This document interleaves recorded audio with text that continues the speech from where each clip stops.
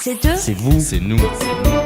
J'entreprends comme je suis. 100% entrepreneur. Sur We Do Biz. Insolent, insolite, bonjour, Joël Singré. Bonjour à tous.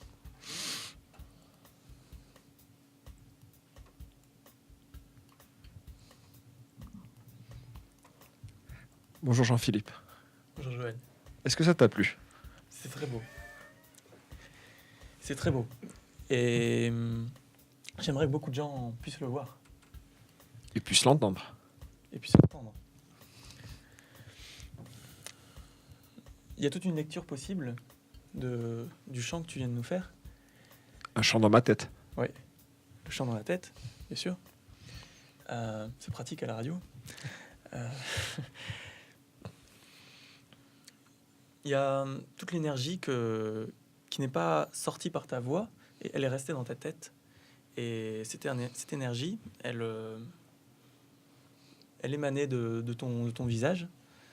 Et ça, si on peut le voir, eh ben on a devant nous un chant, une expérience artistique touchante, qui est belle, il me semble. Voilà pourquoi il y a le label La Tête d'Orphée, un label qui développe le chant dans la tête et qui produit des artistes qui chantent dans la tête. Tu devrais peut-être postuler. Alors comment je peux faire pour postuler dans ce label Orphée, hein ? Orphée ? La Tête d'Orphée. La tête d'Orphée. Oui. Qui produit des chanteurs tels Des que je chants, pourrais l'être, Voilà. ou tels que je le suis de toute manière. Voilà. Comment je fais ? Sauf qu'on peut faire de toi une star et développer le chant dans la tête à toutes c'est ce qu'on cherche en tout cas, à toutes ces capacités possibles. Comment on fait ? Le label organise des auditions. Alors c'est très visuel. La tête d'Orphée.com ? Ouais, en fait le site c'est www.orphée-label.com. D'accord. Et on organise des auditions. D'accord. C'est très visuel, le chant dans la tête. Donc les auditions sont filmées D'accord. et nous on regarde. D'accord. Et là-dessus, en fonction de ce que nous envoie le chanteur, ce qu'on ressent, eh bien on travaille ou pas avec l'artiste. Tu as produit combien de chanteurs ? Deux groupes. 2 groupes. Il y a les Zougi. Les Zoudi. Zougi. J'aurais pas dû commencer par celui-là, il est un peu particulier, mais bon, c'est fait. En fait, c'est un chat et une fille, et en fait, le groupe porte le nom du chat. C'est un groupe qui se produit très peu en concert. Parce qu'avec le chat et tout, c'est compliqué. Par contre, il y a les enfants S. Eux se produisent. La dernière fois, on a fait un récital avec eux. Et ils chantaient une chanson différente en simultané dans leur tête. Donc, c'était un double récital simultané. Et c'était un très beau concert. D'accord. Mais qu'est-ce que tu veux nous dire quand tu choisis de nous exposer des chanteurs qui chantent dans leur tête, ou peut-être as-tu d'autres idées ? Qu'est-ce que tu essayes de nous dire ? Alors, bon, effectivement, il y a beaucoup d'autres projets. En termes de structure, ça ressemblerait à une holding, sauf que ce n'en est pas du tout une, mais agence de contre-design ou Une agence de contre-design. une agence de contre-design. Le design produit un monde à l'échelle de l'homme. On est assis sur des chaises à notre échelle, accoudés sur une table à notre échelle, et la ville est à l'échelle de l'homme. Et du coup, on n'a plus d'échelle. Et le contre-design, c'est le seul objet en ville qui va permettre de projeter l'échelle du monde extérieur à la ville. Un exemple ? Les contre-cubes, Les contre-tubes. ouais, c'est une pièce de contre-design qui permet, avec un rapport d'échelle visuel, de se projeter des volumes. Le volume d'un lac, le volume de D'accord. tous les volumes possibles. Il y a des contre-carrés, c'est des superficies, des surfaces. Des contre-lignes avec les hauteurs. On pourrait avoir l'Everest dans ce studio, par exemple, avec des échelles et se projeter.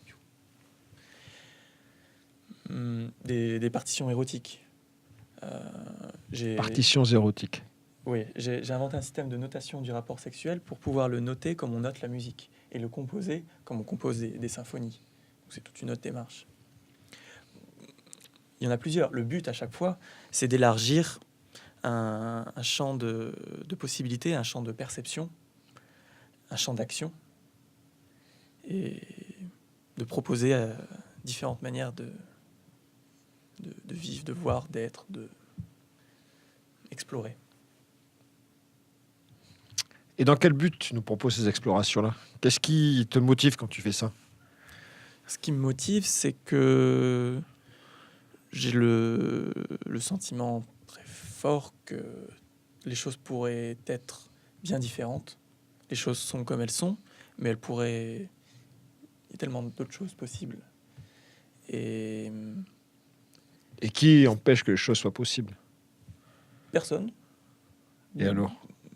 Il faut juste les rechercher, les inventer, les mettre en place, les pousser, les Alors, développer. tu veux un artisan de ça? Ouais. Tout seul? Pour l'instant, je commence à monter une structure où je commence à être accompagné. Je l'ai fait longtemps seul. Seul, je suis artiste, comme on dit. J'ai intervenu dans un milieu de l'art, donc je ne suis pas seul. Je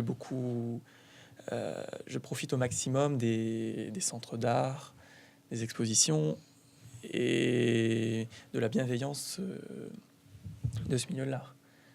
Donc là, je ne suis pas seul.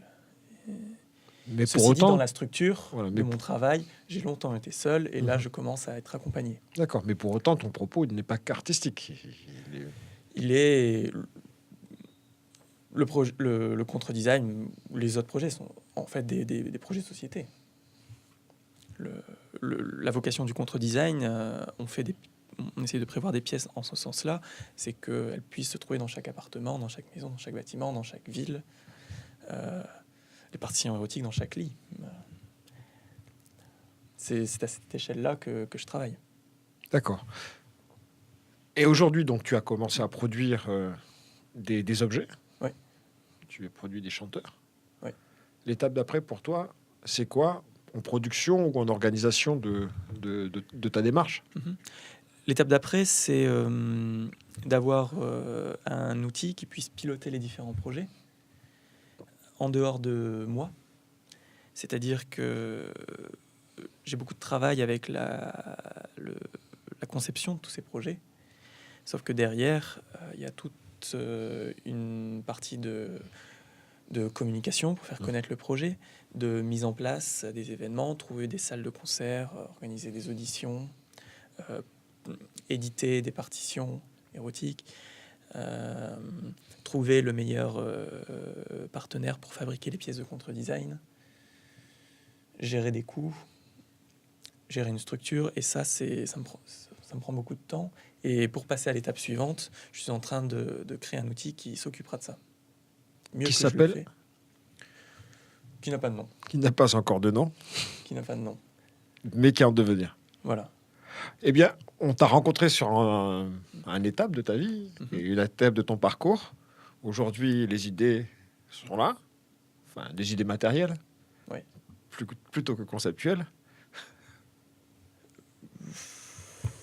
À différents niveaux, elle se Voilà. situe. Et j'espère qu'on aura la possibilité de se voir un peu plus tard pour savoir ce que tu as réussi à produire comme mouvement, en fait, dans la société, puisque c'est ce que tu veux. Oui.